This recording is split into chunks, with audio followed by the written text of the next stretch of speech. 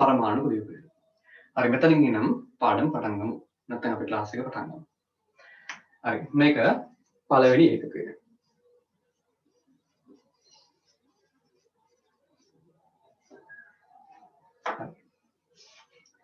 මේ මිනම් පටන් ගමු. මම මුලින්ම පොඩි හඳුන්වීමක් කරන්නම් මේ පාඩමේ. හරි මෙතනදී කතා කරන්න තියෙනවා ඔයගොල්ලෝ වලදී ඉගෙනගෙන තියෙනවානේ පරමාණු කියන්නේ මොකක්ද කියලා. හරි පරමාණු ගැන සම්පූර්ණයෙන් කතා කරන්න තියෙනවා. වලදී කතා කරේ 120යි නම් ඊටු 180 කතා කරන්න තියෙනවා මෙතනදී. හරිද? හරි මේ කවදා කතා කරලා ඉවර කරන්න පුළුවන් දෙයක් නෙමෙයි. ගොඩක් දේවල් කතා කරන පරමාණු ගැන මෙතනදී ඔයගොල්ලෝ දන්නේවත් නැති ඒවා. හරිද? හරි එතකොට මම මේ පාඩමට ආරම්භයක් ගන්නම් මෙන්න මෙතන.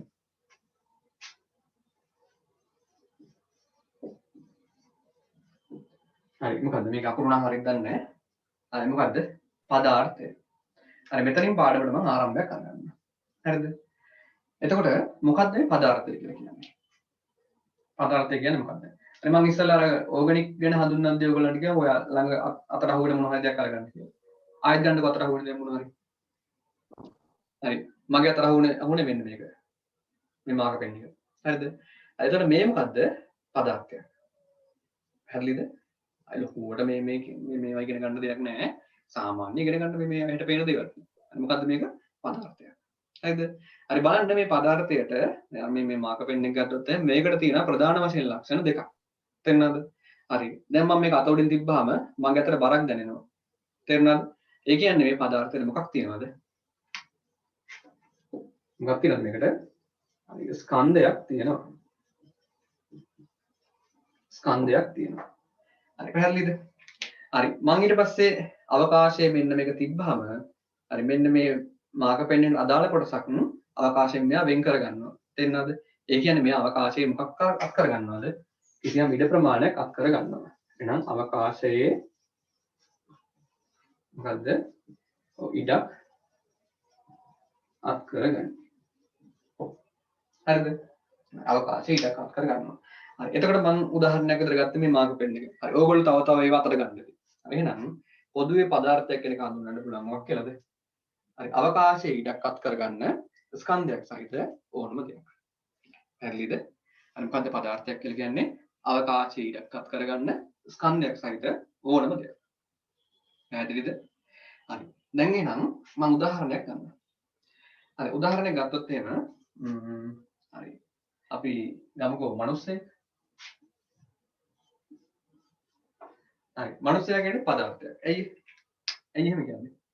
හරි දැන් මිනිස්සයාගේ මම මිනිස්සෙක් නෙනේ. හරි එතකොට හරි මම අවකාශයේ ඉඩක් අත් කරගන්නවා. ඒ වගේම හරි මගේ බර කිලෝග්‍රෑම් 65ක් කියලා ගන්නවා. හරි මම අවකාශයේ නම් මොකද්ද? මට ස්කන්ධයකුත් තියෙනවා. එහෙනම් මම මොකද්ද මේ ලක්ෂණ දෙකම තියෙනවා කියන්නේ? මිනිස්සයා කියන්නේ පදාර්ථයක්. තේරුණාද? හරි මේ මිනිස්සයා අපි බෙදන්න පුළුවන් හැම කොටසකටම බෙදලා බලමු. හරි මොනවද මේ මිනිස්සයා බෙදන්න පුළුවන් කොටස්? මොනවද? කළුයි සුදුයි තලෙලුයි. ඊට පස්සේ හරි ඊට පස්සේ උගත් නූගත් ආයෙ මොනවද බෙදන්න පුළුවන්? දුප්පත් පොහොසත්. එහෙමද? නෑ ඒකම නෙමෙයි මේ මිනිස්සයා බෙදන්න පුළුවන් එයා හැදිලා තියෙන දේවල් වලට. හරිද? හරි මූලික වශයෙන් මෙයා හැදිලා තියෙන මොන වගේද? ඔය දන්නවා කියන්න මොනවද? පද්ධති වලින්. පද්ධති වලින්. මොනවද පද්ධති කිව්වොත් එහෙනම් මේක තියෙන්නේ? ඔව් අපි හැදිලා තියෙන පද්ධති මොනවද? අපේ ඇඟේ තියෙන අස්ථි පද්ධතියක්. හරි අස්ථි වලට වලින් පේශි පද්ධතියක් තියෙනවා. හරි අස්ථි වලට ඇතුලෙන් තියෙන එක එක පද්ධති මොනවද? ආහාර ජීර්ණ පද්ධතිය කියලා එකක් තියෙනවා. ඊට පස්සේ රුධිර සංසරණ පද්ධතිය කියලා එකක් තියෙනවා. ස්නායු පද්ධතිය කියලා එකක් තියෙනවා. බහිස්ත්‍රායු පද්ධතිය කියලා එකක් තියෙනවා. ප්‍රජනන පද්ධතිය කියලා එකක් තියෙනවා. ආන්ගේ පද්ධති කොටකින් එකතුවක් තමයි මනුස්සයා කියලා කියන්නේ.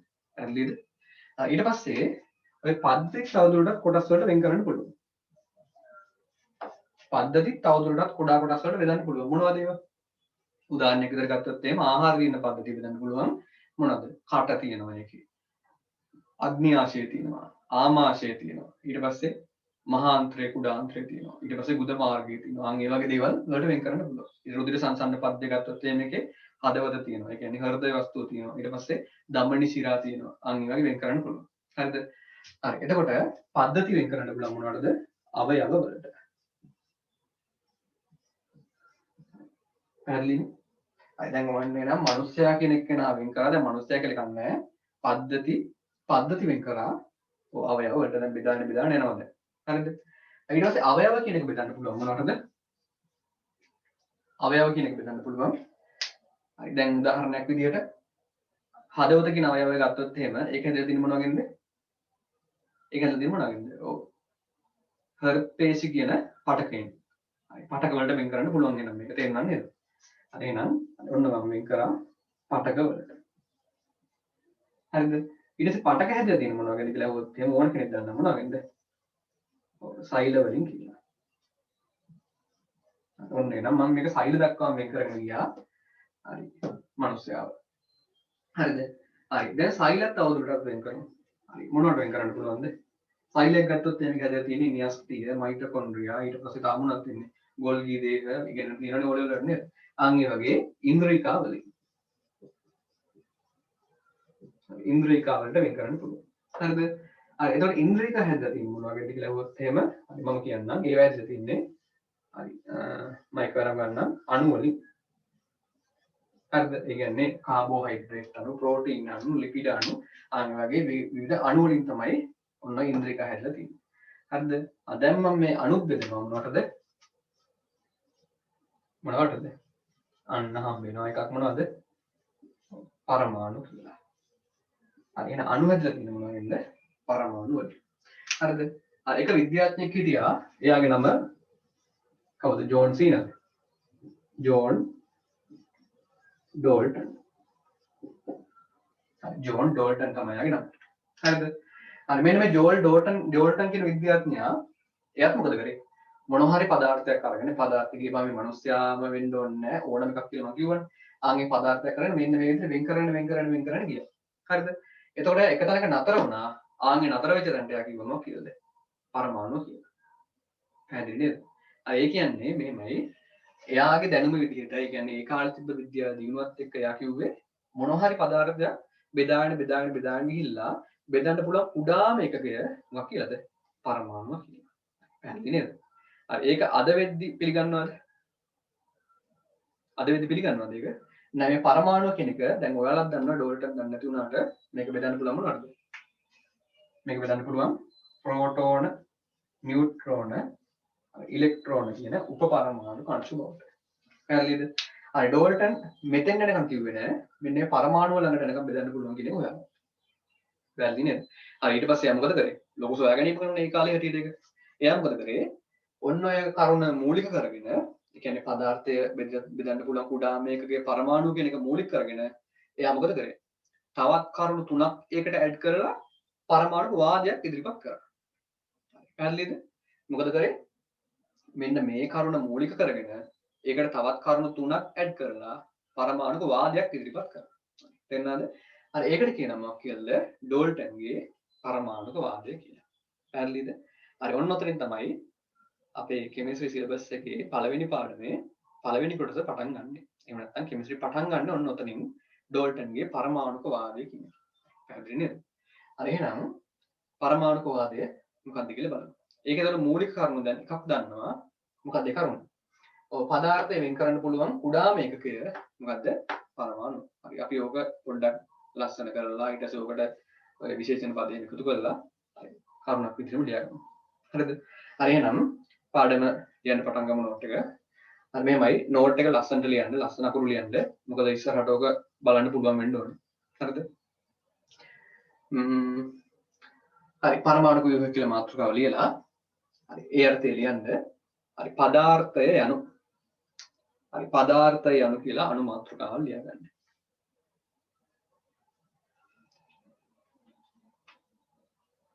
පදාර්ථය යනු කියලා අණු මාතෘකාව ලියගන්න.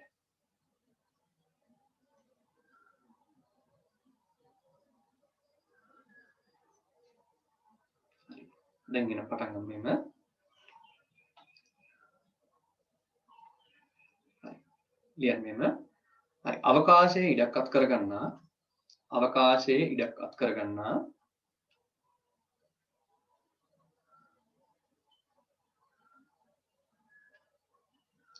ස්කන්ධයක් සහිත අවකාශයේ ඉඩක් අත් කරගන්නා ස්කන්ධයක් සහිත ඕනෑම දෙයක් පදාර්ථයක් ලෙස හඳුන්වයි. පදාර්ථයක් ලෙස හඳුන්වයි. හරි මම ආයෙත් කියන්නම්. අවකාශයේ ඉඩක් අත් කරගන්නා ස්කන්ධයක් සහිත ඕනෑම දෙයක් පදාර්ථයක් ලෙස හඳුන්වයි.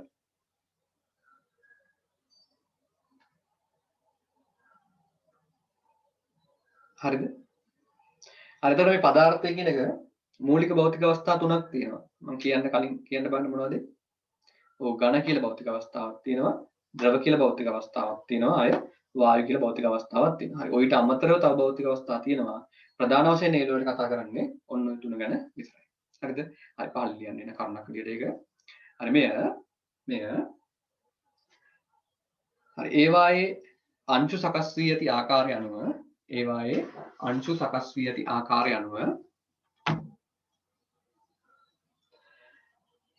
ප්‍රධාන භෞතික අවස්ථා තුනකට බෙදේ.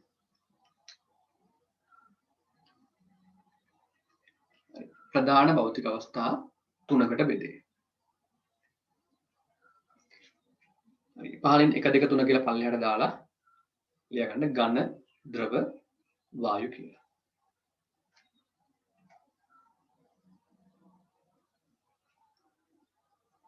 ඝන ද්‍රව වායු කියලා. හරි ඔයගොල්ලෝ වැඩිපුර දේකුත් උගන්වන්න ඕනේ නිසා පහලින් මේක ලියගන්න. මීට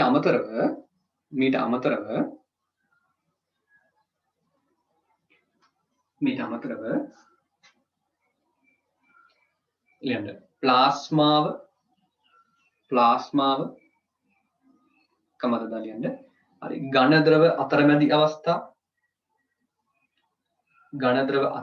අවස්ථා ප්ලාස්මාව ඝන ද්‍රව අතරමැදි අවස්ථා ඊට පස්සේ ද්‍රව වායු අතරමැදි අවස්ථා. හරි ඝන ද්‍රව අතරමැදි අවස්ථා ඊට පස්සේ ද්‍රව වායු අතරමැදි අවස්ථා. වැනි වෙනත් භෞතික අවස්ථාද පැවතිය හැක. වැනි වෙනත් භෞතික අවස්ථාද පැවතිය හැක.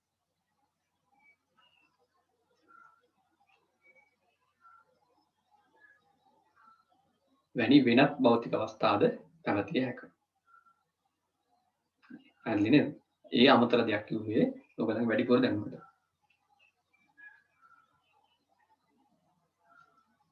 හරි දැන් එහෙනම් ඕක ඔහොමම හරවගමු මොකේද? අර ඩෝල්ටන්ගේ පරමාණු වාදයට. හරි පහලින් මේක ලියන්න දෙන්න. හරි මේ අනුව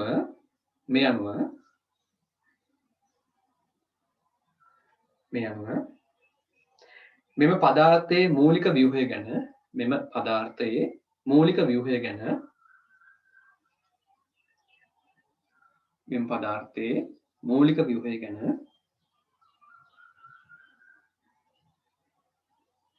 පිළිගත හැකි මට්ටමේ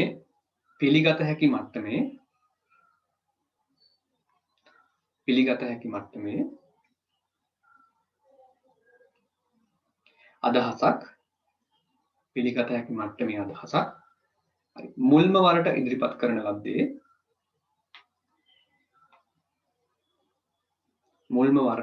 කරන ලද්දේ හරි ලියන්න වෙන පාටකින් මොකද නම යාගේ ජෝන්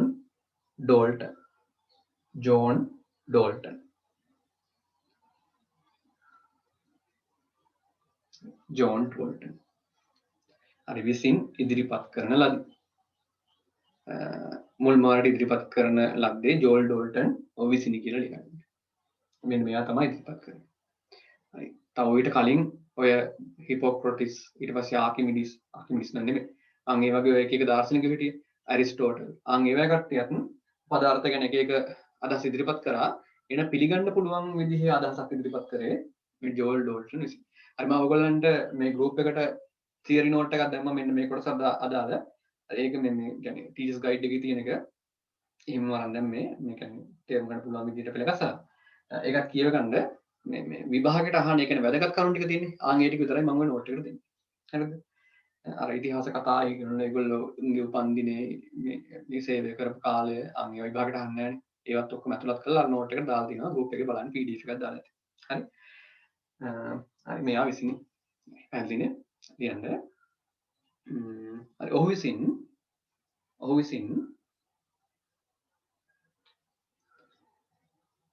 ඔහු විසින් එය හරි මූලික කරුණු හතරක්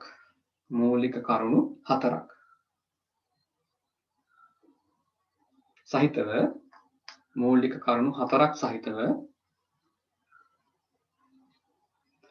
හරි වාදයක් ලෙස ඉදිරිපත් කරන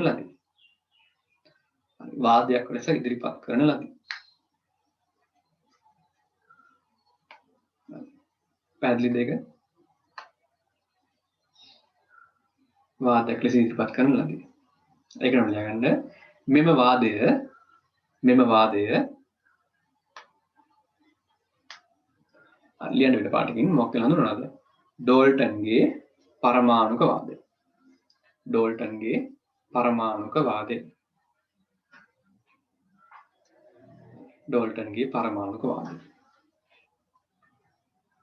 සම්පූර්ණ කරගන්න ලෙස හඳුන්වනවා. මෙම වාදය ඩෝල්ටන්ගේ පරමාණුක වාදය ලෙස හඳුන්වනවා.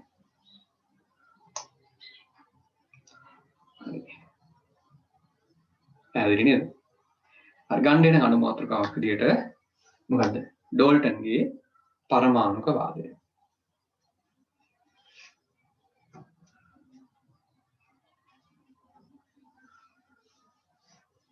අණු මාත්‍රාව විදියට ගන්න ඩෝල්ටන්ගේ පරමාණුක වාදය.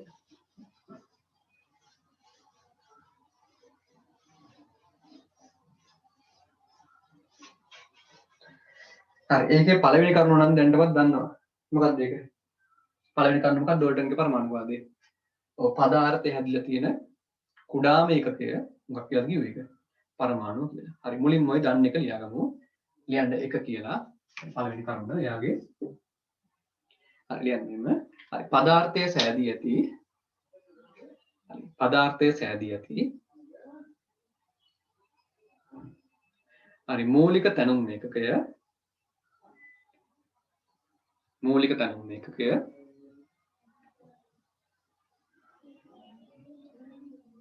වෙන පාඩකින් ලියන්න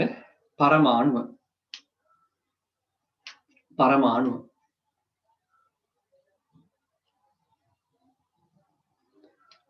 නම් වේ. පදාර්ථය සෑදී ඇති මූලික තැනුම් ඒකකය පරමාණු නම්. මූලික කියන්නේ කුඩාම කියන එකට. හරිද? ඒ කියන්නේ පටන් ගන්න මෙන්න මෙතන. අන් ඒ වගේ අදහසක්. හරිද? ඒකටම ලියන්න. එය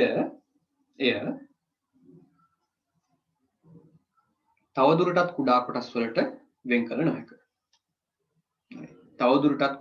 වලට වෙන් කළ නොහැක.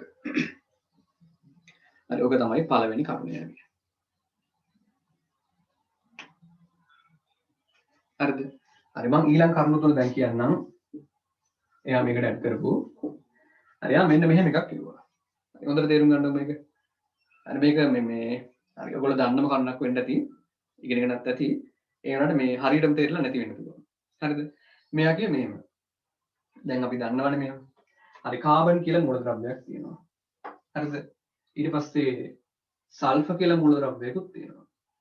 අහලා තියෙනව නේද? කාබන් කියලා මූලද්‍රව්‍යයක් තියෙනවා, සල්ෆර් කියලා මූලද්‍රව්‍යයක් තියෙනවා. හරිද? ඒතර කාබන් කියන මූලද්‍රව්‍ය හැදිලා තියෙන්නේ ඩෝල්ටන් කියපු විදිහට මොන වගේද? කාබන් කියන පරමාණු එකතු වෙලා. හොඳට තේරුම් ගන්න මේ කියන එක. හරිද? සල්ෆර් කියන මූලද්‍රව්‍ය හැදිලා තියෙන්නේ මොන වගේද? සල්ෆර් පරමාණු එකතු වෙලා. සල්ෆර් පරමාණු එකතු වෙලා. හරිද? තේරුණාද ඒක? කාබන් කියන මූලද්‍රව්‍ය හැදිලා තියෙන්නේ කාබන් කියන පරමාණු එකතු වෙලා. සල්ෆර් කියන එක නේ හැදිලා තියෙන්නේ සල්ෆර් පරමාණු වලින්. හරිද? අයිද ඩෝල්ටන් කිව්වේ මෙහෙමයි. හරි මෙන්න මේ කාබන් කියන මූලද්‍රව්‍ය ඇතුලේ තියෙන කාබන් පරමාණු සියල්ලම මොකද වෙන්නේ? සර්ව සමයි. ඒ කියන්නේ එකිනෙකට සම්පූර්ණයෙන්ම සමානයි කියලා. පැහැදිලිනේ? හරි මොකක්ද කිව්වේ?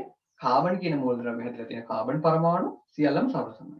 ඒ වගේමයි සල්ෆර් කියන මූලද්‍රව්‍ය හැදිලා තියෙන සල්ෆර් පරමාණුත් එකිනෙකට සර්ව සමයි. පැහැදිලි නේද කිව්ව එක?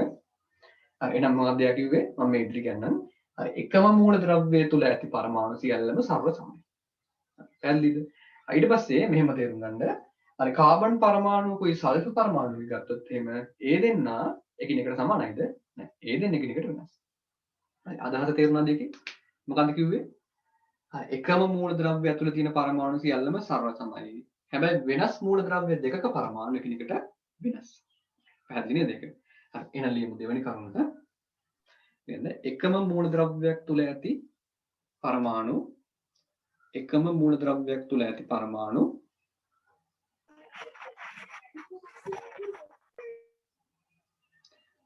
එකම මූලද්‍රව්‍යයක් තුල ඇති පරමාණු සියල්ලම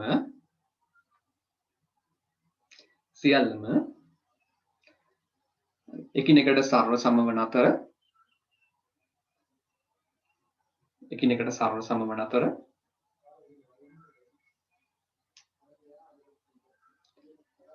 වෙනස් මූලද්‍රව්‍ය තුල ඇති පරමාණු නැත්නම් වෙනස් මූලද්‍රව්‍ය දෙකක ඇති පරමාණු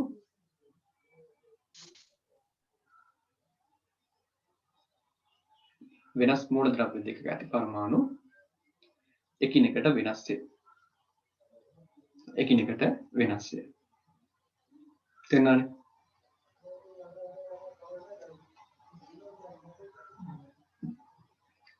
හරි. ඊට පස්සේ යාගේ තුන්වෙනි කරුණ. තුන්වෙනි කරුණ විදිහට යාගේ මෙහෙම. මම නිකම් කරුණක් විදිහට කියන්න එක. මේ පරමාණු කියන ඒවා ප්‍රතික්‍රියාව සිද්ධ වෙනකොට හරි මැවෙන්නෙත් නෑ. ඒ කියන්නේ අලුතෙන් හැදෙන්නෙත් නෑ. විනාශ වෙන්නෙත් නෑ කියලා කිව්වා. හරිද? ඒ කියන්නේ මෙහෙම කිව්වා පරමාණු කියන එක මවන්නවත් එහෙම නැත්නම් විනාශ කරන්නවත් බෑ කියලා. අර විස්තරට කතා කරමු ඒක කොහොමද කියලා. හරි. ලියගෙන තුන්වෙනි එක. පරමාණු මැවීමට හෝ විනාශ කිරීමට නොහැක. පරමාණු මැවීමට හෝ විනාශ කිරීමට නොහැක.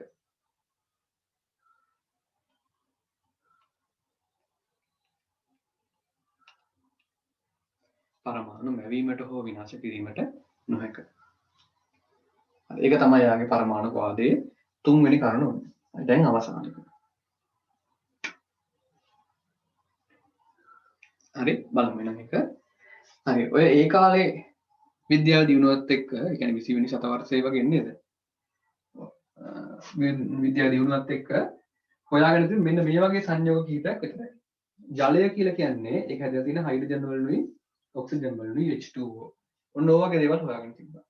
ඊට පස්සේ ග්ලූකෝස් වගේ දේවල් හොයාගෙන තිබ්බා C6යි H12යි O6යි. හරි මෙන්න මේ වගේ සංයෝග කිහිපයක් විතරයි හොයාගෙන තිබ්බේ. ඒ කියන්නේ ඒ කාලේ විද්‍යාවේ දියුණුවත් එක්ක. පැහැදිලිද? එතකොට ඔය හැම එකක්ම සංසන්දනය කරලා බලුවොත් එහෙම හරි මෙතන බලන්න හයිඩ්‍රජන් වලට ඔක්සිජන් අනුපාතය කීයද කියලා? හයිඩ්‍රජන් 2යි ඔක්සිජන් 1යි එහෙනම් 2ට 1යි. නේද? මේකේ බලන්න තියෙන පරමාණු අනුපාතය කාබන් හයිඩ්‍රජන් ඔක්සිජන් කීයද තියෙන 6ට 12ට 6යි. 6ට 12ට 6යි. මේක සරල කරොත් එහෙනම් ඔක්කොම 6ෙන් බෙදෙනවා. එහෙනම් කීයද? 1ට 2ට 1යි. හරි තේරුණා නේද? හරි එතකොට මෙතන තියෙන්නේ 2ට 1 අනුපාතය යටතේ මෙතන තියෙන මේ පරමාණු 1ට 2ට 1 අනුපාතය යටතේ. මේ අතරම ගත්තොත් එහෙනම් මොන වගේ අනුපාතයක්ද? සරල අනුපාතයක් නේද? සරල අනුපාතයක්.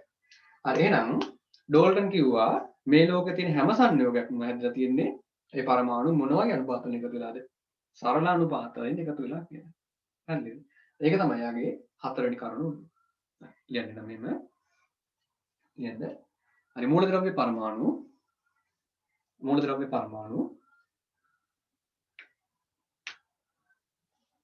හරි සරල අනුපාත වලින් පමණක්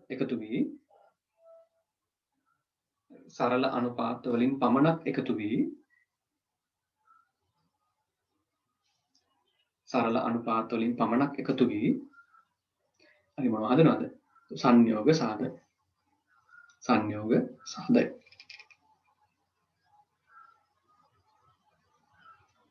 සරල අනුපාත වලින් පමණක් එකතු වී සංයෝග සාධක. පැහැදිලිනේ? හරි මෙන්න මේ වගේ. හරි උදාහරණ ලියන්න ඕනේ නැහැ. කරුණු හතර විතරක් මතක තියාගන්න. හරි මොනවද කරුණු හතර? පළවෙනි කරුණ මුලින් පැහැදිලි කරන්න ගත්ත එක මොකද්ද? පදාර්ථය හැදලා තියෙන මූලික තනම එකකය පරමාණුව ඒක ආයත උඩට කුඩා කොටස් වලට වෙන් කරන්න බෑ කියලා කිව්වා. හරි ඊට පස්සේ කිව්වා මෙන්න මේ කතාව එකම මූලද්‍රව්‍යයක් තුළ ඇති පරමාණු සියල්ලම සර්ව සමයි. මූලද්‍රව්‍ය දෙකක් ඇතුළේ තියෙනවා එකිනෙකට වෙනස්. පැහැදිලිනේ? හරි ඊට පස්සේ කිව්වා පරමාණු මවන්නවත් විනාශ කරන්නවත් බෑ කියලා. හරි අවසානට කිව්වා මොකද්ද? මේ මූලද්‍රව්‍ය පරමාණු සරල අනුපාත වලින් එකතු වෙලා තමයි මොනව හැදෙන්නේද? සංයෝග කියන ඒවා හැදෙන්නේ කියලා. හරි දැන් බලන්න හරි ඔයගොල්ලන්ගේ දැනුමේ හැටියට හරි මෙන්න මේකෙන් කීයක් හරිද කීයක් වැරදිද කියලා. කීයක් හරිද කීයක් වැරදිද කියලා. හරි කියන්න බලන්න. කීයක් හරිද කීයක් වැරදිද? හරි මෙහෙමයි. පළවෙනි කරුණ හරිද කියලා බලන්න ඔයගොල්ලෝ. හරි පළවෙනි කරුණ.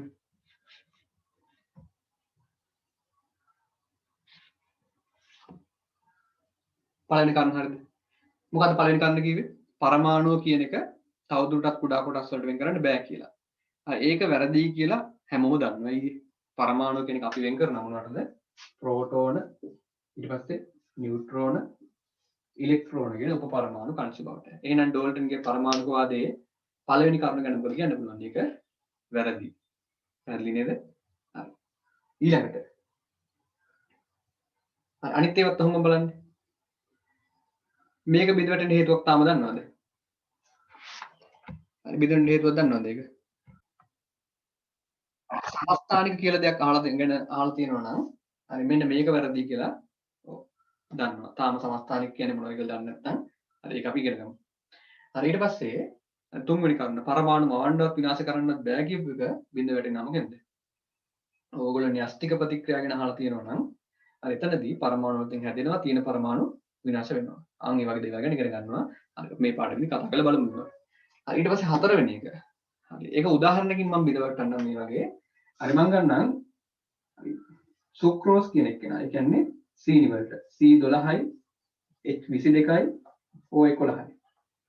හරි මෙන්න මෙයා ගත්තොත් එහෙම හරි බලන්න කාබන්ට හයිඩ්‍රජන්ට ඔක්සිජන් අනුපාතය කීයද? 12ට 22ට 11යි. මේක සරල කරන්න පුළුවන් මේ වගේ. 12ට 22ට 11 කියන අනුපාතය සරල කරන්න පුළුවන්ද ආයේ? බෑ ඒ කීයමද?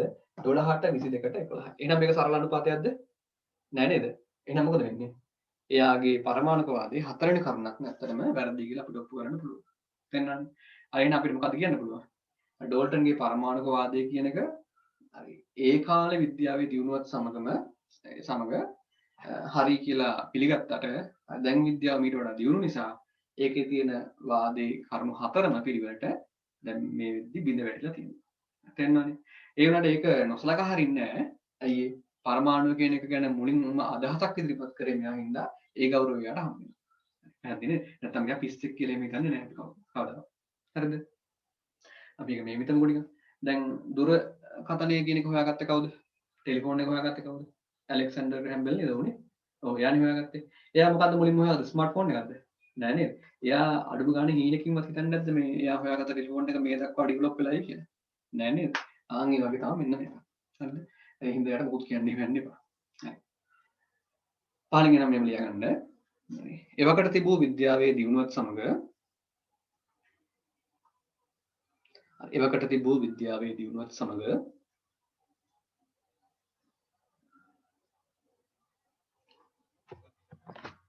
මෙම වාදය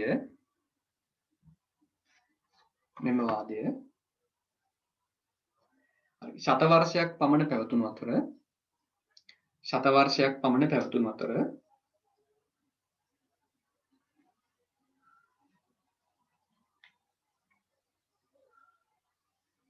අතර විද්‍යාවේ දියුණුවත් සමගම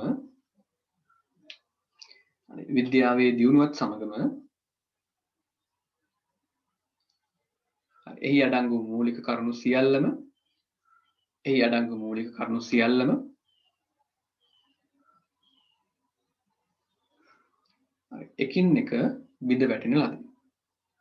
එකින් එක බිඳ වැටෙන ලදී. ඔක්කොම නෙමේ පිළිවෙලට එකින් එක බිඳ වැටෙන ලදී. පැහැදිලි නේද? හරි දැන් එහෙනම් මේ පාඩමේදී කතා කරන්න තියෙන්නේ මොනවද? උපපරමාණු කංශ ගැන කතා කරන්න තියෙනවා. හරි මෙතනදී කියව සමස්ථානික ගැන කතා කරන්න තියෙනවා. ඊට පස්සේ මෙතනදී විකිරණශීලීතාවය වගේ දේවල් ගැන කතා කරන්න තියෙනවා. ඊට පස්සේ ඔය ආවර්තී ලක්ෂණ ගැන කතා කරන්න තියෙනවා. එතකොට මේ සම්පූර්ණ පාඩම ගත්තොත් එහෙම කතා කරන්න තියෙන මොකක් ගැනද? ඩෝල්ටන්ගේ පරමාණුවාදය සහ ඒක බිඳ වැටීමට හේතු වෙච්ච කරුණු ගැන. පැහැදිලිද? හරි එහෙනම් අද බලමු මෙන්න මේ පළවෙනි කරුණ බිඳ වැටෙන්න හේතුව හරි කවුරු සොයා ගැනීමද? උපපරමාණු අංශු කියන එක සොයා ගැනීම. එහෙනම් අලුත් පිටුකින් පටන් ගන්න ප්‍රධාන මාතෘකාවක් විදිහට ගන්න. හරි උපපරමාණු අංශු අනාවරණය කර ගැනීම. ප්‍රධාන මාතෘකාවක් විදිහට ගන්න. උපපරමාණු අංශු අනාවරණය කර ගැනීම.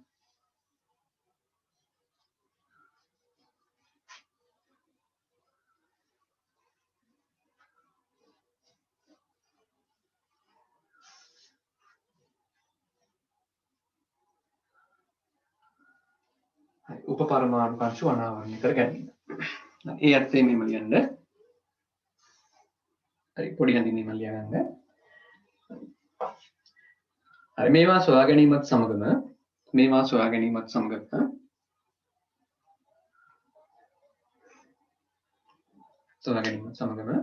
හරි පරමාණුවක්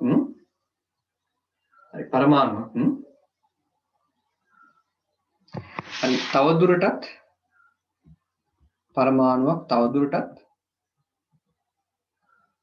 හරි බෙදිය නොහැක යන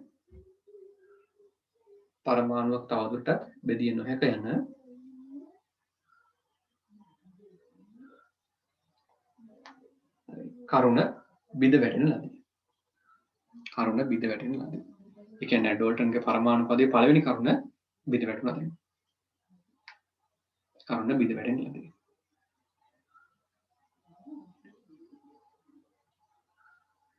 හරිද? අපි නිකන් මුලින් බලමු මේ පරමාණුවක් කෙනෙක් කොහොමද හැදිලා තියෙන්නේ කියලා. ඊට පස්සේ මේක පටන් ගන්න ඉඳන් ඉස්සරහට කරගෙන යනවා. දැන් විදිහට වලවලත් ඉගෙනගෙන තියෙනවා මේක. හරි කොහොමද පරමාණුවක් කෙනෙක් හැදෙන්නේ? ඒකේ තියෙනවා මොකක්ද? අර මම උදාහරණයක් විදිහට කාබන් පරමාණුව ගන්නකො.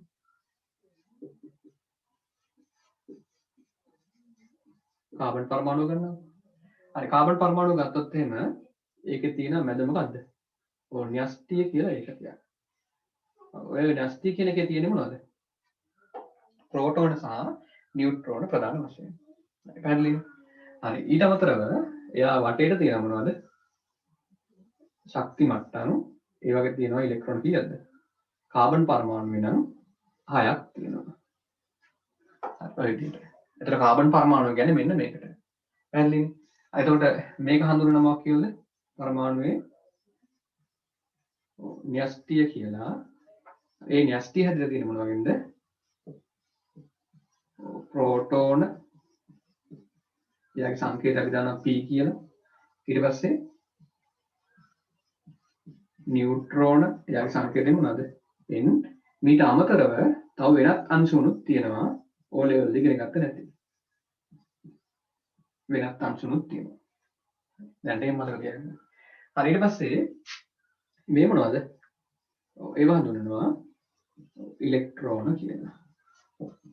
සංකේතේ පැහැදිලිද? හරි සරලව කියොත් එම් පරමාණු කියන එක හදලා තියෙන්නේ ඔන්න ඔය කියන කට්ටිය. තේරුණානේ? හරි එතකොට මෙතනදී මෙන්න වෙනත් අංශුන් ගැන නම් කතා කරන්නේ නැහැ. මෙන්න මේ තුන් දෙනා ගැන නම් හොඳටම කතා කරන්න තියෙනවා. හරි ඕලෙවලදී ඉගෙන ගත්ත නැති ගොඩාක් දේවල් මෙතනදී කතා කරන්න තියෙනවා. හරිද? හරි පාලින් ගෙනන් ලියා ගන්න මෙන්න. හරි පාලින් මෙන්න ලියා ගන්න. හරි පරමාණුවක් සෑදී ඇත්තේ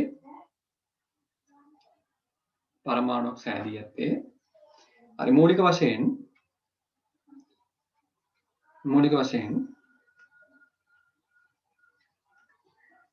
හරි වෙන පාඩක ලියන්නේ කමාදද? ඉලෙක්ට්‍රෝන, ප්‍රෝටෝන හා නියුට්‍රෝන.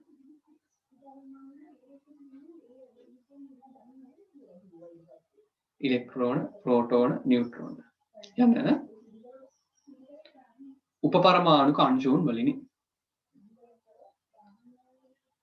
උපපරමාණු අංශුන් වලිනි.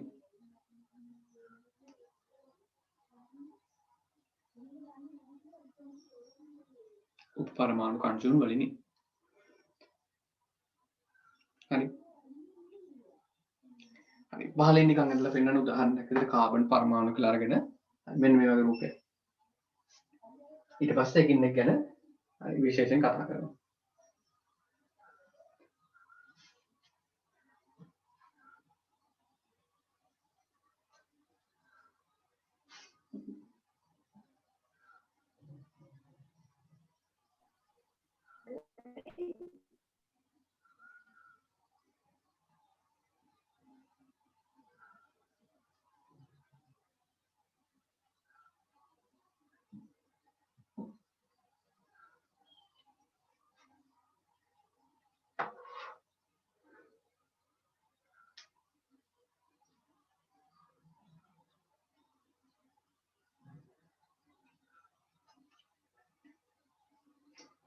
හරි හරි ඉක්මනට කටුවට ඇඳ ගන්න පහන්සලකින් පස්සේ ගෙදරින් ලස්සනට ඇඳ ගන්න.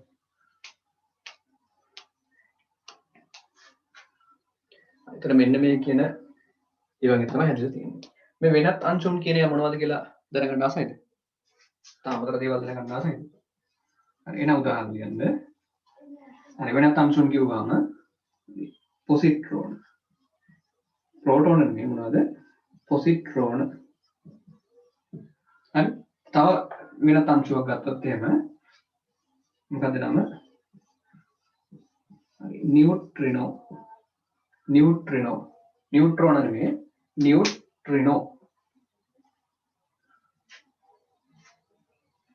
හරි අමතර දේවල් ඉගෙන ගන්න ආසයි නම් මේ දෙක ලියා ගන්න.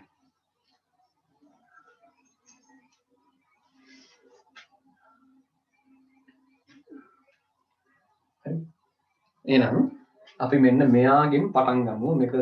මේක තමයි හොයාගත්ත පළවෙනි උපපරමාණු කංශු. මේ ලෝකේ හොයාගත්ත පළවෙනි උපපරමාණු කංශු. හරි එහෙනම් අනුමාත්‍රකාව විතර අරගන්න එක කියලා දාලා යන්න එක. හරි ඉලෙක්ට්‍රෝනය සොයා ගැනීම.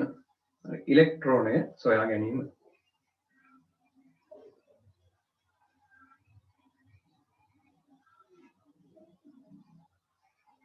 හරි ඉලෙක්ට්‍රෝනය සොයා ගැනීම. අනුමාත්‍රකාව විතර ගන්න. හරි මේක මම නම් කරනවා.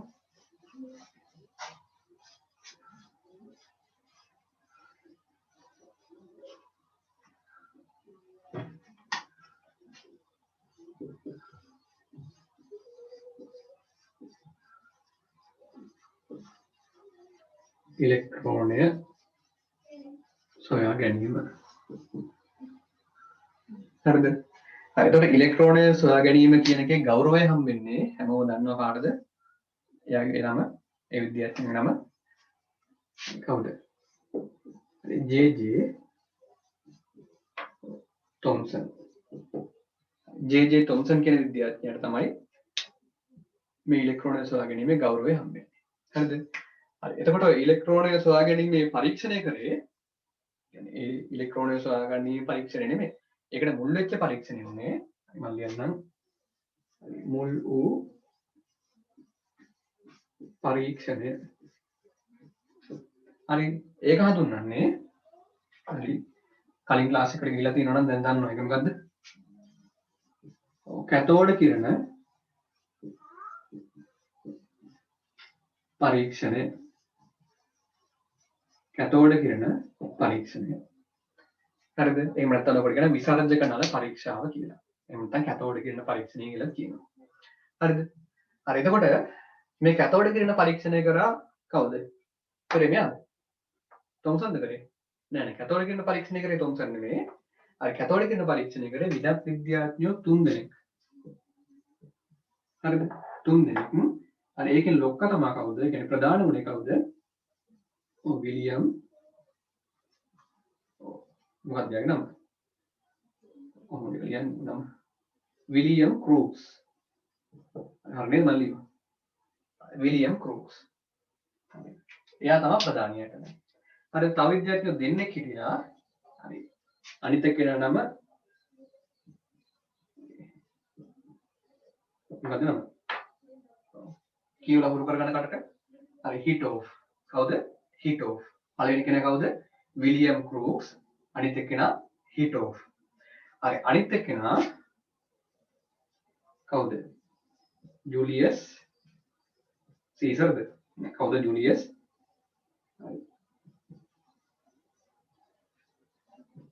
හරි කියන්න මාත් එක පාරක් ජුලියස් ෆ්ලූකර්. කවුද? ෆ්ලූකර්. කවුද එන විද්‍යාර්ථී තුන් දෙනා බාර කරගන්න තුන් දෙනා විභාගයට අහනවා. විලියම් ක්‍රූක්ස්, හිටෝෆ් සහ ජුලියස් ෆ්ලූකර්.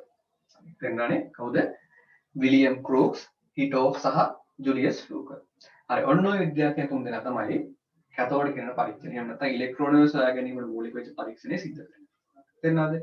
හරි ඊට පස්සේ මෙන්න මේකේ මේ කැතෝඩ කිරණ කියන ඒ වගේ ಗುಣ පරීක්ෂණාත්මකව කියන්නේ ප්‍රැක්ටිකලි එක කොහොමද වෙන්නේ කියලා බැලුවේ කවුද? ජේ.ජේ. තොම්සන්. හරි ඊට පස්සේ ඒ වගේ ප්‍රතිඵලයක් විදිහට තමයි කැතෝඩ කිරණ හැදලා තියෙන ඉලෙක්ට්‍රෝන වලින් කියලා හොයාගත්තා. පැහැදිලිද? හරි ඒ නිසා ඉලෙක්ට්‍රෝන සොයාගැනීමේ ගෞරවය මේ තුන් දෙනාගෙන් එක්කෙනෙක්වත් නෙමෙයි හම්බ වෙන්නේ කාටද? තොම්සන්ට. හරි. දන්නවද නේද? හරි. මෙයා ගැන දන්නවනේ. ඒ විදිහට. පැහැදිලි නේද? ඒ නේතුව පරීක්ෂණය කරේ එහෙම තොම්සන් එහෙම නෙමෙයි. පැහැදිලි නේද? හරි. දැන් තේරෙන දෙයක් ගත්තොත් එහෙම කවුද මේ පරිගණකය හොයාගත්තේ කවුද? චාල්ස් බැබේජ් කියලා විද්‍යාඥයෙක් නේද? ඒකට බිල් ගේට්ස් තිබෙන්නේ නේ. ආන් එහෙම. හරි. ඉලෙක්ට්‍රෝනය සොයා ගැනීම කියලා මාතෘකාව යටතේ පාළි ලියන්න. ඉලෙක්ට්‍රෝනය සොයා ගැනීමේ ගෞරවය හිමිවන්නේ ඉලෙක්ට්‍රෝනය සොයා ගැනීමේ ගෞරවය හිමිවන්නේ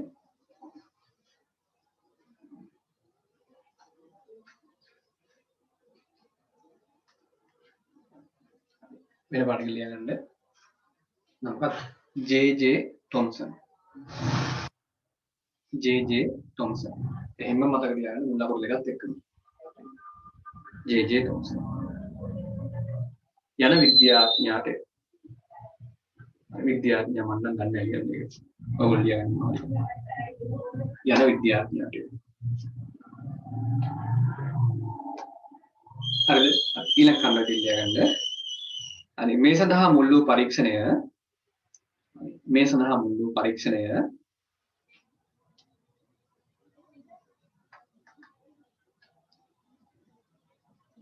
වෙන පාඩක ලියගන්න කැතෝඩ කිරණ පරීක්ෂණය වෙන පාඩක ලියගන්න කැතෝඩ කිරණ පරීක්ෂණය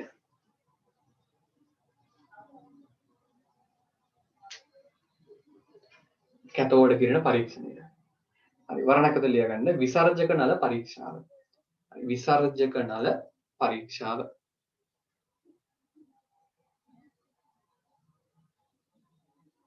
විසර්ජක නල පරීක්ෂාව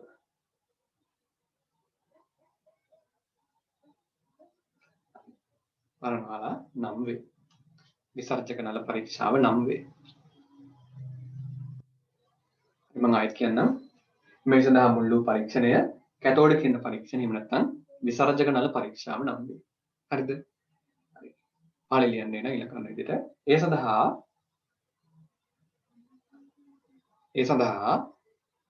හරි ප්‍රධාන වශයෙන්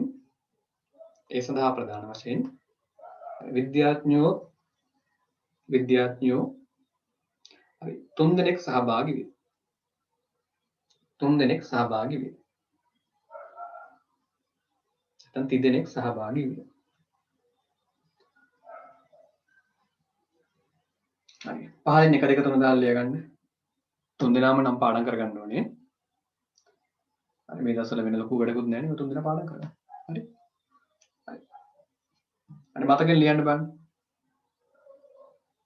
හරි මතකෙන් ලියන්න බලන්න විලියම් ක්‍රූක්ස් හිටෝෆ් ජුලියස් ෆ්ලූකර් හරි ඔන්න ඔය තුන් දෙනා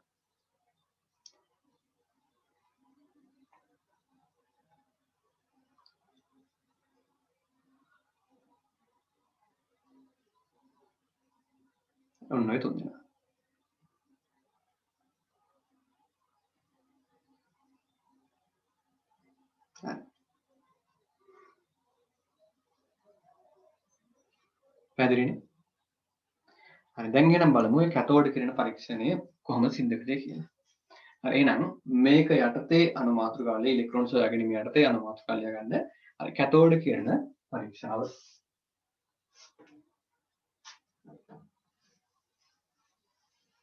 කැතෝඩ කිරණ පරීක්ෂාව එහෙම නැත්නම් කැතෝඩ කිරණ පරීක්ෂණය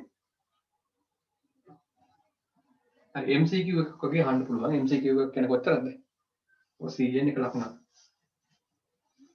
පොඩි ගානක් කියලා හිතන්න එපා ඒක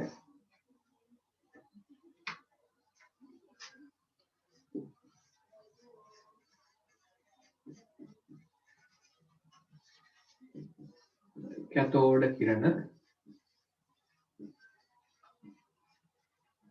පරීක්ෂණය කැතෝඩ කිරණ පරීක්ෂණය හරි ගන්න කොලයක් ඔයගොල්ලෝ වැඩක් නැති කොලයක් ගන්න හැමෝම ගන්න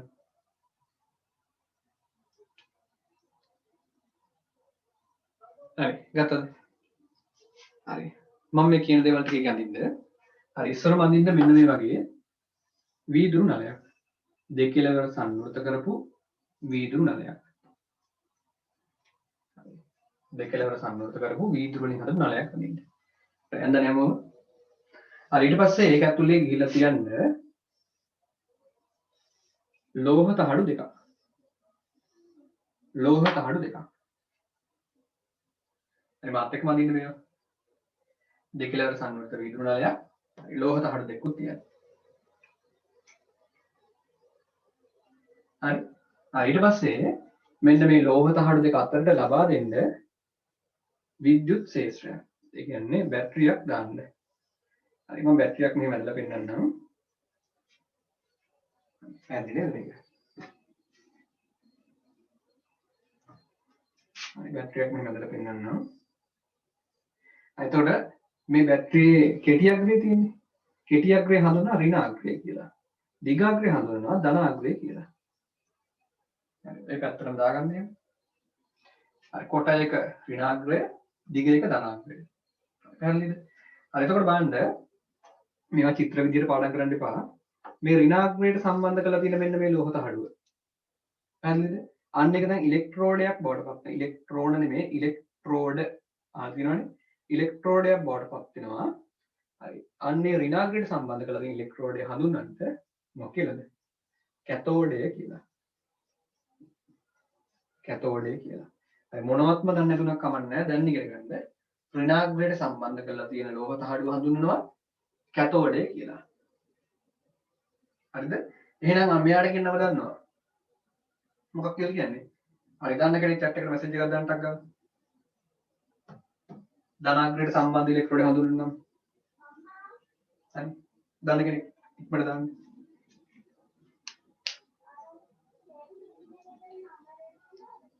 ඔව් කවුද? අන්න හරි. ඔව් දෙන්නෙක් කිව්වා 3යි. හරි අන්න හරි. හරි හැමෝම දන්නවා මොකක් කියලා කියන්නේ ඒක. ඔව් ඇනෝඩය කියලා කියනවා. හරි හොඳයි වාලා. ඒක හඳුනනවා මොකක්ද? ඇනෝඩය කියලා. හරි. එහෙනම් මතක තියාගන්න ඍණාග්‍රයට සම්බන්ධ කරලා තියෙන ඉලෙක්ට්‍රෝඩය කැතෝඩය, ධනාග්‍රයට සම්බන්ධ කරලා තියෙන ඉලෙක්ට්‍රෝඩය ඇනෝඩය. හරි දැන් ඔයගොල්ලෝ O level මානසිකත්වයෙන් මිදෙන්න අයින් වෙන්න එකේ. දැන් E level වලට එන්න. ඒ O level වලදී නම් මේක දැක්කහම රූප දිහා බලාගෙන මෙහෙම එකක් තියෙනවා මෙහෙම එකක් තියෙනවා ඉරි කැල දෙකක් කියලා මේක දන්නේ. නෑ දැන් හිතන්න මේක ඉරි කැල දෙකක් නෙවෙයි මේක කෝෂයක් බැටරි එකක් කියලා. ඒතර බැටරි එකේ ඍණාග්‍රයට සම්බන්ධ ඉලෙක්ට්‍රෝඩය අය කැතෝඩය කියලා මෙතනින් බලලා ලියන්න එපා. ඒක හිතලා ලියන්න. තේරුණාද? ඊට පස්සේ ධනාග්‍රයට සම්බන්ධ කරලා තියෙන මෙන්න මේක ඇනෝඩය නේද කියලා බලලා ලියන්න එපා. ඒක දැන් හිතලා ලියන්න. තේරුණා නේද? හරි විදියට. හරි. ඔන්න ඔහම සම්බන්ධ කරගන්න. හරි මාත් එක මේ ටික ගන්නනේ. නම් කරන්න. කැතෝඩය ඇනෝඩය කියලා. හරි ඊට පස්සේ මාත් එක මෙහෙම වැඩ කරමු.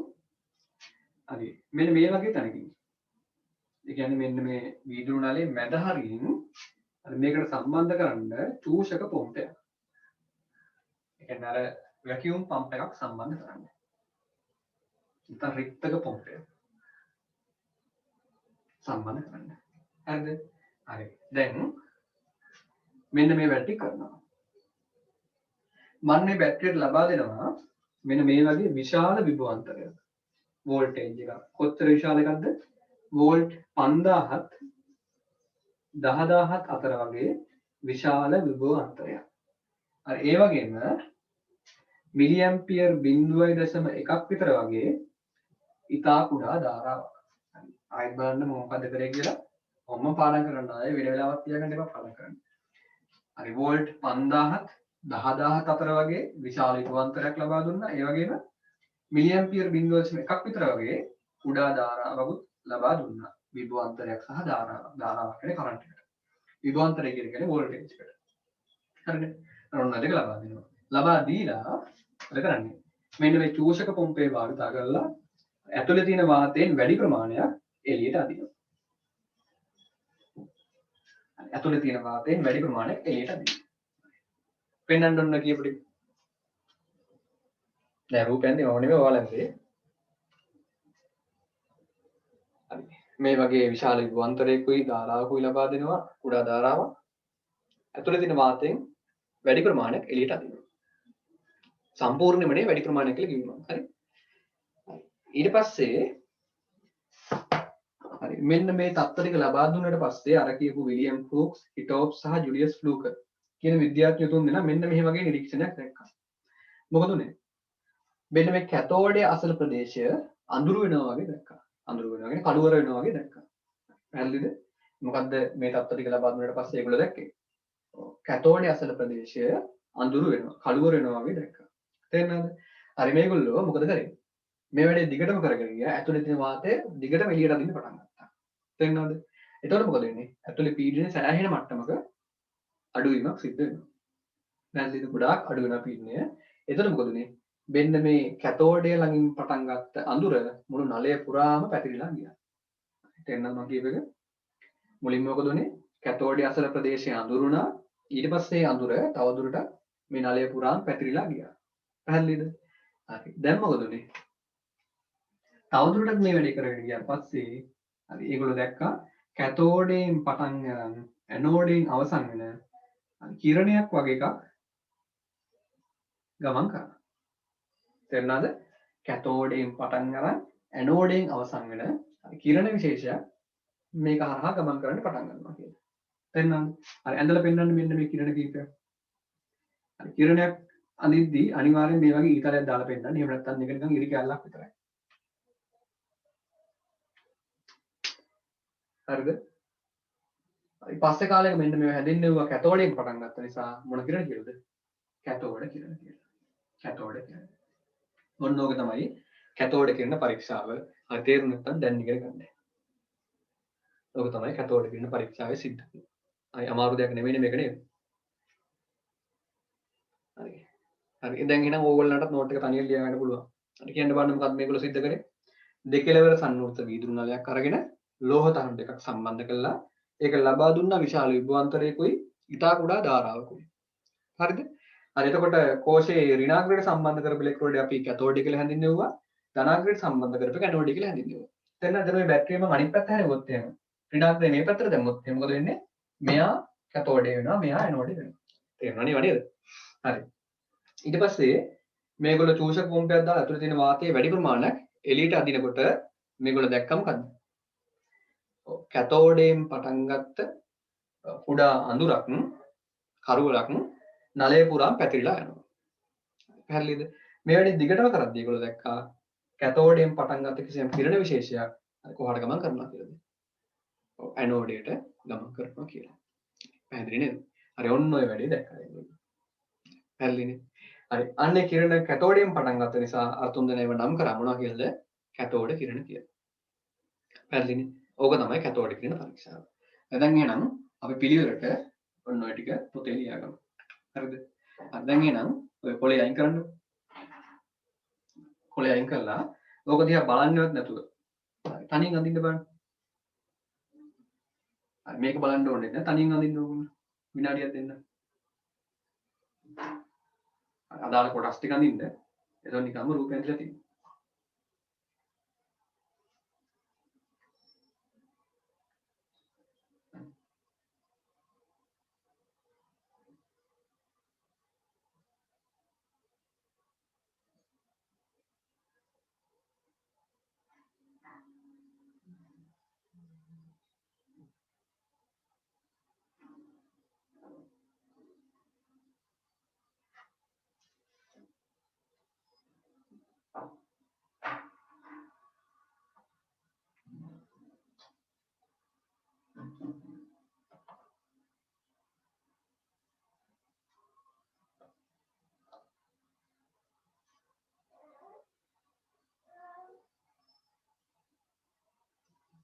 හරි අඳගත්තා නේද? සම්පූර්ණ කරගත්තා නැත්නම් කොලේ ඇඳලා තියෙනවනේ. හරි ගෙදරදී එක බලන්න සම්පූර්ණ කරගන්න. හරි නෝට් එක දැන් පිළිවෙල ලියා ගන්න වෙනවා. හරි. පටන් ගන්න නම් මෙන්න. කරුණු විදියට ලියන්න. ඒතකොට පාඩම් කරන්න ලේසි මේක. ලියන්න පළවෙනි කරුණ විදියට. හරි දෙකලවර සංවෘත වීදුරු නලයක්ගෙන හරි දෙකලවර සංවෘත වීදුරු නලයක්ගෙන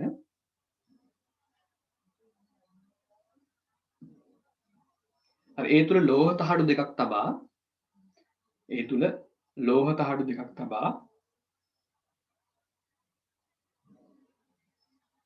හරි ඒ අතරට ලෝහ තහඩු දෙකක් තබා ඒ අතරට හරි මොන වගේ විභවාන්තරයක්ද ලියන්න හරි 5000ත් 10000ත් වෝල්ට් 5000 10000ත් වෝල්ට් වැනි ඉතා විශාල විභව අන්තරයක් හා ඉතා විශාල විභව අන්තරයක් හා ඊට පස්සේ 0.1 මිලි ඇම්පියර් 0.1 මිලි ඇම්පියර් වැනි 0.1 මිලි ඇම්පියර් වැනි ඉතා කුඩා ධාරාවක්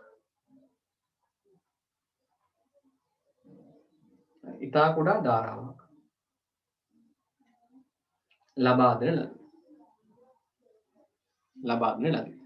පළවෙනි කරුණ හැමෝටම තේරුණාද කියලා බලන්න. දෙකලවර සම්මුත විදුලි නලයක් අරගෙන ඒකට මොනව කරාද?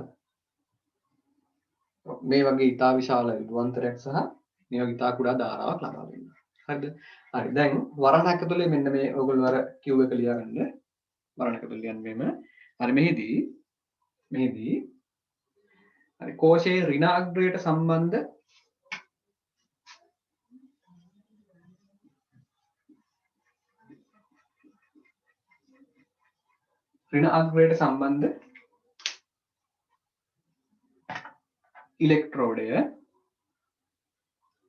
ඉලෙක්ට්‍රෝඩය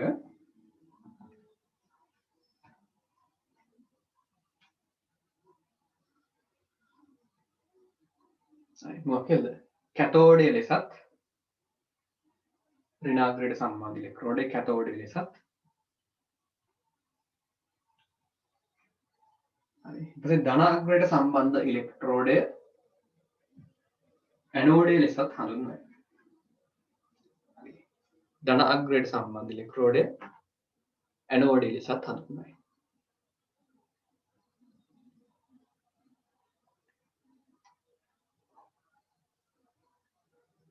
හරිද? ධනාග්‍රයට සම්බන්ධ ඉලෙක්ට්‍රෝඩය ඇනෝඩය ලෙසත් හඳුන්වනවා. හරි වරණ අහගන්න. හරි ප්‍රශ්නයක් අහනවා ඇයි මෙතෙන්ද කුඩා ධාරාවක් යොදාගන්න කියලා. කුඩා ධාරාවක් සහ විශාල විභවාන්තරයක් යොදාගන්න නැහැ කියලා. හරි මම ඉස්සරහට පැහැදිලි කරන්නම්.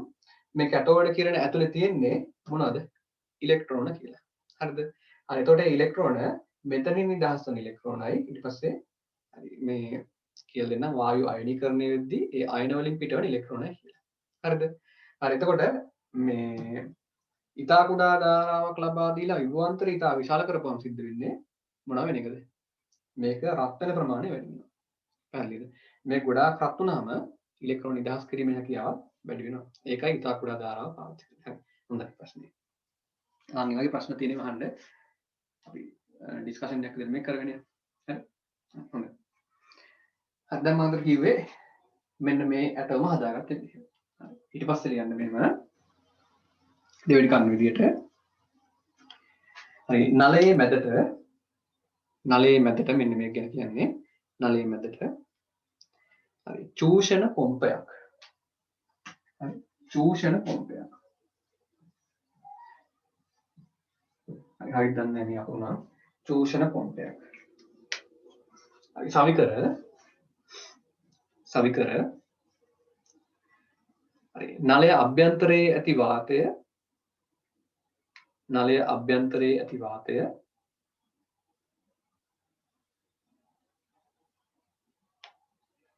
වැඩි ප්‍රමාණයක් නලය අභ්‍යන්තරයේ ඇති වාතයේ වැඩි ප්‍රමාණයක්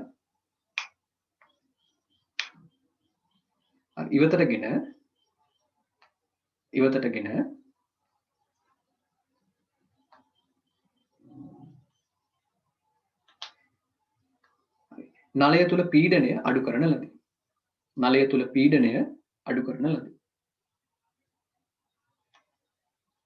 නලය තුල පීඩනය අඩු කරන ලදී.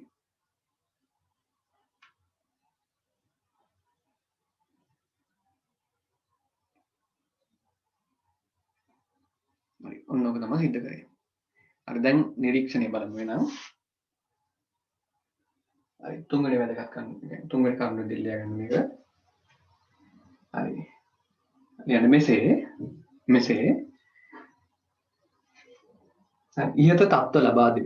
ඉහත තත්ත්ව ලබා දෙමින්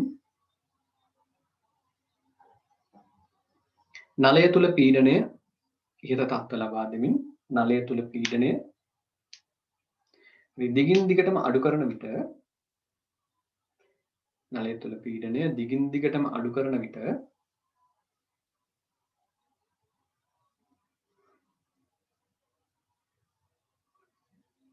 හරි කැතෝඩය අසල ප්‍රදේශය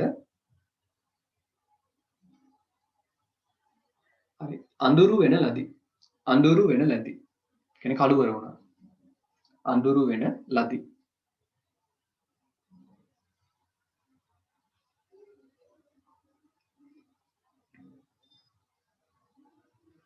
හරිද ඒකටම ලියා ගන්න ඊට පස්සේ හරි පීඩනය තවදුරටත් අඩු කරන විට පීඩනය අඩු කරන එක හොඳ ඇතුළේ තියෙන වාතය එළියට අරන් හරි පීඩනය තවදුරටත් අඩු කරන විට හරි එම කැතෝඩයෙන් ආරම්භ වූ අඳුර නලය පුරා පැතිරී යන ලදී නලය පුරා පැතිරී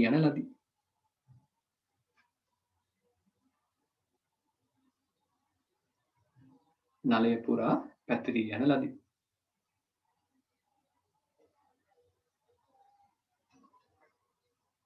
හරිද දැන් එනම් කතාව කියමු මේ කියන නැති වෙච්ච විදිය ඊළඟ කර්මවල ලියන්නේ නම් හරි එක් අවස්ථාවකදී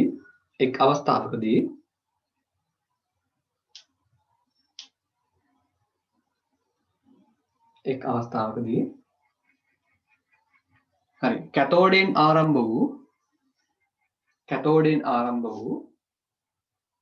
කුඩා දිලිසුමක්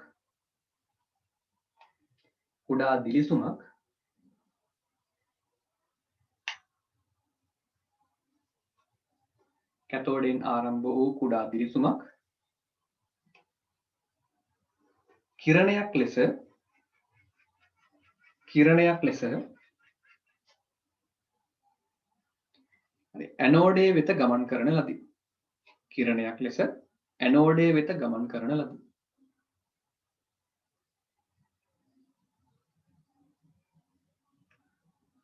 ඇනෝඩය වෙත ගමන් කරන ලදී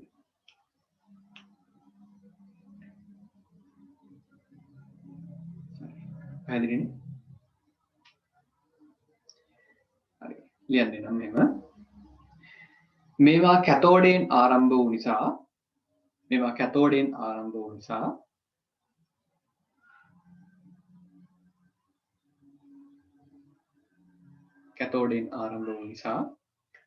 හරි ලියන්න ඊට පාටකින් මොන කිරණ කියලා හැදෙන්නේ මොකද මේවා කැතෝඩ කිරණ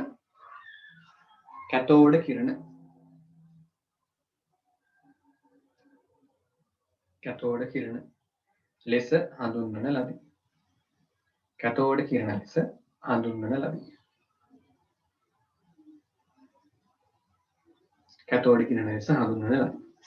පැහැදිලි නේද මේක ඔන්න ඔය විදිහට තමයි කැතෝඩ කිරණ කියන ඒවා හොයාගත්තේ හැදෙන්නේ හරි ඊට පස්සේ බලමු තොම්සන් කියන කෙනා විද්‍යාඥයා කොහොමද මේ කැතෝඩ කිරණ වල ಗುಣ පරීක්ෂණ වලට භාජනය කරේ කියලා හරිද හරි ගොඩක් කතා කරන්න තියෙන එක ඒ ටික වෙනම කියලා දෙන්න හරිද හරි යන්නකෝ නම් පාඩේ මුලටද ඔක්කොම ටික පාරක් මතක් කරගන්න සාරාංශයක් විදිහට ගමු ඒ ටික සාරාංශයක් විදිහට ගමු හැමෝම පොතේ පළවෙනි පිටුවට පෙරලා ගන්න නෝට් එක ලියාගත්තා. හරි එතන කියලා දුන්නා පදාර්ථය කියන්නේ මොකක්ද කියලා. හරි දැන් පොත බලන්න නැතුව පදාර්ථය කියන්නේ මොකක්ද කියලා මතකද බලන්න. මේ කටපාඩම් කරනවා එහෙම නෙමෙයි. මේ කටපාඩම් කරලා ඉස්සරහට යන්න පුළුවන් දේවල් නෙමෙයි. තේරුණාද කියලා බලන්න පදාර්ථයක් කියන්නේ මොකක්ද කියලා. හරි උදාහරණයක් විදිහට ගත්තේ මම නම් මේ මාක් පෙන් එක. හරි ඒකට මොනවද තිබ්බ ලක්ෂණ දෙක? ස්කන්ධයක් තිබ්බා. ඒ වගේම අවකාශයේ ඉඩක්කත් කරගත්තා. එහෙනම් ස්කන්ධයක් සහිත අවකාශයේ ඉඩකත් කරගන්න ඕනම දෙයක් හඳුනනවා පදාර්ථයක් කියලා. හරි. ඊට පස්සේ ඒකේ අංශ සකස් වෙලා තියෙන ආකාරය අනුව පදාර්ථයේ ප්‍රධාන භෞතික අවස්ථා තුනක් තිබ්බා. ඝන ද්‍රව වායු කියලා. ඊට අමතරව වෙනත් භෞතික අවස්ථා තියෙනවා කියලා කිව්වා. හරි. ඔයගොල්ලන්ගේ අමතර දැනුමට ඒවත් කීපයක් දුන්නා. හරි. හරි. ඊට පස්සේ කියලා දුන්නා මොනවද? ගියා ඩෝල්ටන්ගේ පරමාණුක වාදය කියන එකට. කොහොමද ඒක පටන් ගත්තේ? මේ ඩෝල්ටන් කිව්වා මේ පදාර්ථය කියන එක හැදලා තියෙන කුඩාම ඒකකය කවුරු කියලාද? කුඩාම ඒකකය ඔව් පරමාණුව කියලා. හරිද? ඒ අය කිව්වා එක පරමාණුව තවදුරටත් කුඩා කොටස් වලට වෙන් කරන්න බෑ කියලා. ඒ කරුණ මූලික කරගෙන තවත් කරුණු තුනක් එකට ඇඩ් කරලා ඒ අයක පරමාණු වාදයක් විදිහට ඉදිරිපත් කරා. හරි මතකද බලන්න මේ පරමාණු වාදයේ තිබ්බ අනිත් කරුණු තුන මොනවද කිව්වේ එතනදී? මතක් කරන්න බලන්න කාබන් පරමාණු මූලද්‍රව්‍යය සල්ෆර් කියන මූලද්‍රව්‍යය උදාහරණයක් අරන් මම පැහැදිලි කරේ. මොකද කිව්වේ? පරමාණු කියන ඒවා පරමාණු කියන ඒවා ගත්තොත් එහෙම එකම මූලද්‍රව්‍යයේ පරමාණු සියල්ලම සරල සමයි. හරි වෙනස් මූලද්‍රව්‍ය දෙකක ගත්තොත් එහෙම ඒකේ තියෙන පරමාණු කියන එකට වෙනස්. අන්න එහෙම කිව්වා. හරි ඊට පස්සේ මොකද කිව්වේ? මේ පරමාණු කියන ඒවා මවන්නවත් විනාශ කරන්නවත් බෑ කියලා කිව්වා. ආයෙ මොනවද කිව්වේ? අවසාන වශයෙන් කිව්වා මේ මූලද්‍රව්‍ය පරමාණු සරල අනුපාත වලින් එකතු වෙලා තමයි මොනවද හදන්නේ? සංයෝගය හැදෙන්නේ කියලා. හරි ඊට පස්සේ ඒ කාලේ තිබ්බ විද්‍යාවේ දියුණුවත් එක්ක මේක සතවර්ෂයක් විතර කියන අවුරුදු 100ක් විතර වගේ පැවතුණා කියලා කිව්වා. හරි? හරි මොකද කිව්වේ ඊට පස්සේ? ඔව් විද්‍යාව දියුණු වීමත් සමගම අර ඒකේ අඩංගු මූලික කරුණු හතරම එකක් දෙකක් නෙමෙයි කරුණු හතරම මොකදුනේ බිඳ වැටෙන්න පටන් ගත්තා. ඔක්කොම නෙමෙයි එකින් එක කරුණු හතරම බිඳ වැටෙන්න පටන් ගත්තා. හරිද? ඒකෙන් පළවෙනි කරුණ බිඳ වැටෙන්න හේතුව විදියට කිව්වේ මොකද්ද? පරමාණු කියන එක බෙදන්න පුළුවන් උපපරමාණු කංශු කියන ඒවට. මොනවද මේ උපපරමාණු කංශු? ප්‍රධාන වශයෙන් තියෙනවා මොනවද? ප්‍රෝටෝන, නියුට්‍රෝන සහ ඉලෙක්ට්‍රෝන කියලා. ඊට අමතරව වෙනත් අංශු දෙකකුත් ඔයගොල්ලන්ට කියලා දුන්නා අමතර දැනුමට. හරි? හරි ඊට පස්සේ ඒ යටතේ පළවෙනි උපපරමාණු කංශය විදියට කවුද? ඉලෙක්ට්‍රෝනය. ඒකේ සොයා ගැනීම ගැන කතා කරා. ඒතර ඉලෙක්ට්‍රෝන සොයා ගැනීමේ ගෞරවය හම්බෙන්නේ කාටද කියලා අහුවොත් එහෙම ජේ.ජේ. තොම්සන් කියන විද්‍යාඥයාට. හරි? ඊට පස්සේ ඒක හොයාගන්න මූලික වෙච්ච පරීක්ෂණය මොකද්ද? කැතෝඩ් කියන පරීක්ෂාව. හරිද? ඒක කරේ විද්‍යාඥයෝ 3 දෙනෙක් එකතු වෙලා. කවුද මේ 3 දෙනාගේ නම්? මතක් කරගන්න. විලියම් ක්‍රූක්ස්, හිටෝෆ් සහ ජුලියස් ෆ්ලූකර්. ඔන්න ඔය 3 දෙනා. හරිද? ඊට පස්සේ බැලුවා ඔය කැතෝඩ් කියන පරීක්ෂණය කොහොමද කරේ කියලා. ඔය ටික තමයි ඒකට අද දවසේ කතා කරේ. හරි හැමෝටම තේරෙන්න තියෙන දෙක. හරි දැන් එහෙනම් හරි අද ඔය කියලා දුන්න ටික හරි කවද්ද පාඩම් කරන්නේ? අදමද? නැත්නම් හෙටද? හරි ෆිසික්ස් එකේ ක්ලාස් එක 10:30ට නේ තියෙනවා කිව්වේ. ඔය 10:30ට තියෙනවා කිව්වා. හරි ඒ හින්දා අපි මාසයක් විතර යනකම් ක්ලාස් එක පැය දෙකක් විතරයි කරමු. ඊට පස්සේ පොඩ්ඩක් මේකට උරු වුණාම නැත්නම් එකපාරම මේක කියලා දෙන්න කිව්වොත් එහෙම බෑ මේක දරා ගන්න අමාරු. ළමයිගේ පැත්තට තියන්න එපා. ඊට පස්සේ ක්ලාස් එක ටික වෙලා වැඩි කරගෙන පිළිවෙලට. හරිද? ඒතර අද මේ මූලික දෙයක් ඉගෙනුවේ ලේසි දෙයක් සරල දෙයක් සරල විදියට. හරිද? ඔය ටික හොඳට පාඩම් කරගන්න. හරි එතකොට මම අවසාන වශයෙන් මෙහෙම කියන්නම්. දැන් පන්තියේ ඉන්න ළමයි හැමෝටම O level ඉවරලා A level වලට එද්දි හැමෝටම හොඳ සාමාර්ථයක් හම්බෙලා තියෙනවා. හරිද? මොකද ඒ සාමාර්ථය? හැමෝගේ මතය දැන් ඒකක් තියෙනවා. හරිද? A level වලට එන්න පටන් ගන්න හැමෝටම හැම සබ්ජෙක්ට් එකකටම එකක් දීලා පටන් ගන්න. ඇයි මොනවත් තාම ගණනලා නැහැ ඒකයි. තේරුණාද? හරි එහෙනම් අපි දක්ෂ වෙන්න ඕනේ මොකද්ද? විභාගෙ ලියන දවසට මෙන්න මේක ඒකක් විදිහටම පරිස්සම් කරගන්න. පැහැදිලිද? එතකොට කොහොමද මේක පරිස්සම් කරගන්නේ? මම අද ටිකක් කියලා දුන්නා. ඒ ටික අද දවසේ ඇතුළතම පාඩම් කරලා ඉවර කරන්න. හරිද? ඊට පස්සේ තව පාඩම් එකතු වෙනවනේ මේකට. ආන්ගේ පාඩම් ටිකත් දිගටම ඒ විදිහටම කරගෙන යන්න. එතකොට මේ ඒක වෙනස් වෙන්නේ නැතුව විභාගෙ දක්වාම අරගෙන යන්න පුළුවන්. හරිද? අනිවාර්යෙන් මේ කියන්නේ අත්දැකීමෙන්. හරිද? එදාට පාඩම් කරගන්න ආයේ පහුවදා පාඩම් කරනවා කියලා තියාගන්න එපා. මොකද හේතුව මම ඔය කියපු කාරණා ඔක්කොම ලියාගන්න දුන්නේ නැහනේ. තේරෙනවද? හරි ඒ නිසා ඕව අමතක වෙන්න පුළුවන්. මොකද හෙට පාඩම් කරද්දී ඔය ටික අමතක වෙන්න පුළුවන් මොනවද කිව්වේ කියලා. එතකොට ඔය ලියාගත්ත නෝට් එක උනත් 100%ක් මොළවට යන එක නැති වෙයි. හරිද? හරි ඒ නිසා ඔය උගන්වපු ටික අදම පාඩම් කරගන්න. හරිද? හරි කොහොමද මේ එකක් ගන්න නම් ලකුණු කීයක් ඕනද? හරි එකක් ගන්න නම් ලකුණු 75ට වඩා වැඩි වෙන්න ඕනේ. 75 හෝ 75ට වඩා වැඩි වෙන්න ඕනේ. හරිද? හරි ඊට පස්සේ B එකක් ගන්න නම් කීයක් ඕනද? ලකුණු 65 75 74 අතර තියෙනවා. ලකුණු 65ට වඩා වැඩි වෙන්න ඕනේ. 100 ගන්න මොකද වෙන්න ඕනේ? ලකුණු කීයක්ද ගන්න? 55 64ක්. ඔන්න ඔගේ මට්ටමක්. S එකක් කියලා කියන්නේ කීයක්ද? ලකුණු 35 54ක් අතර. හරිද? සාමාන්‍යයෙන් කියොත් ඔන්න ඔය විදිහට. හැබැයි කාලින් කාලයට මෙන්න මේ ඔය පරාසය වෙනස් වෙනවා. හැබැයි මේ 75 කියන්නේ ඒක දෙන මට්ටම නම් බොහෝ විට වෙනස් වෙන්නේ නැහැ. හරිද? මේවා නම් වෙනස් වෙන්න පුළුවන්. හරිද? පේපර් එක අමාරු වුණොත් එහෙම සමහර මේ S එක දෙන එක ලකුණු 24ක් බහින අවස්ථා තියෙනවා. ඒ වගේ තියෙනවා. හරි ප්‍රධාන වශයෙන් ওই ටික. හරි එතකොට මම මේ කිව්ව විදිහට හරි මේ ඕගොල්ලන් හම්බෙලා තියෙන එක විභාග ඉවරනකම්ම කියන්නේ විභාග ලියනකම්ම පරිස්සම් කරගන්න. හරි. එහෙනම් මොන හරි නොතේරෙන ඒවා තිබ්බොත් එහෙම පාඩම් කරද්දී හරි ගෲප් එකට හරි මට හරි මෙසේජ් එකක් දාන්න මම පැහැදිලි කරලා දෙන්නම් ඒක. හරි. ලබන සතියේත් එහෙනම් අඟහාරවද 7:00ට හරි ක්ලාස් එක කරමු මේ විදිහට. ඒක ලබන සතියේ කියලා දෙනවා. ඔය අර තොම්සන් මෙන්න මේ කැතෝඩ් කිරණ වල ಗುಣ කොහොමද පරීක්ෂණයට ලක් කරේ කියලා. හරි. හරි එතකන් එනම් බලන්න ඔය ටික. එන ක්ලාස් එක මෙතන නතර කරමු.